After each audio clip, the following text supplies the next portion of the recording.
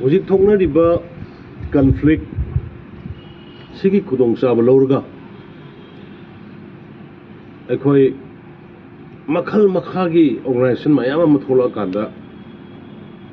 Manipur gi praja mipham singda yamna mipai ba piba yaba tujung ba piba yaba thabak thorong kaya tawrak pasi masi ai lepina ba haidana ngasigi sugumba numit sida I mayamda appeal tawjari ngasingmak oil pump thingi karigino oil pump singida changa aga thau hapu halo na halaga paisa piram na sakhiba thau dudi ising nate do khongban su uya ba thau nate do thau oil pump singdo adagi moi paisa piraga leiraga porei ni do ado kano dagi turen dagi ising han madona patagi ising han madona hapu chakraga matugi sense of humanity du krai do chakre sense of belongingness state sigi macha oi bagi du krai do chakre adu duna leba kramaina kan gadori ba dugi mentality dugi wakal ai sidagi mullaga puni na khali ba duna kramaina I leba kan gadori adugi thinking masi je I am a shop language that mayam da masi to biganu haidana ai haidi sorok lamjau da department khuding da changa ga development project khuding makta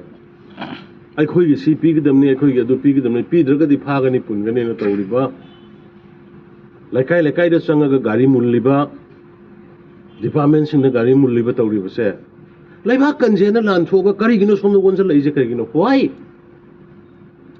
laiba kanana ba yengna bala lan tarakda gi thengna sena lan thokpani hairaga kari gino akhoi gi praja sing da gonsa laga paisa khairiba engineer sing phariba phuriba और development project disturb तौर करीगिनो प्रजा लेरीना लेबाकी दंग चटपदुदी अवाट प्रजा लेरी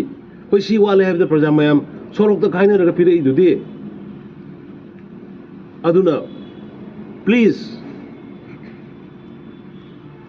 गाड़ी मुनबा yum चंगा disturb तौबा business तौजरीबा कांगबुगी चंगा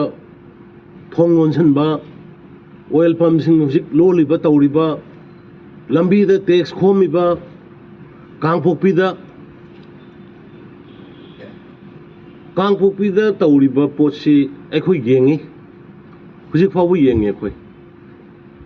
ani ba mapan sure akhoi yengi truck sing da ki khomiba paisa lauriba kayang kuina no na khoi mayam ki helaga tawgudurse migi limit haiba malai limit khangba ngambagi limit haiba malai madu tha nipan mapan tara surabani na government da madu ki khangba ngambagi limit to khoi loisalae aduna properly songnari ba lansi ki thengnari ba conflict sigi political solution porongna hona ba peace dialogue tongna hona ba waroisan porongna hona ba okay madu khoi government honari difference angle da gi honari magi apamba aning bagi oina taunari marak sidai da akhoi gi nong magi sang darba ya da problem sing da gi tax loba lambi da sorok da office da had is not only hills and a valley ani maktani and had ba pose koi lepi na baina appeal tawjari aduga amana organization si thok da tholaga more da khangde kangpokpi da khangde adagi chochanpur da khangde imphal east da khangde thawal da khangde magi organization si thok da thola kanda khagi yamna anti national oiba moi gi history su kari su khangda ba gi mawong Indian Constitution kari su naina da ba khang da bagi mawong da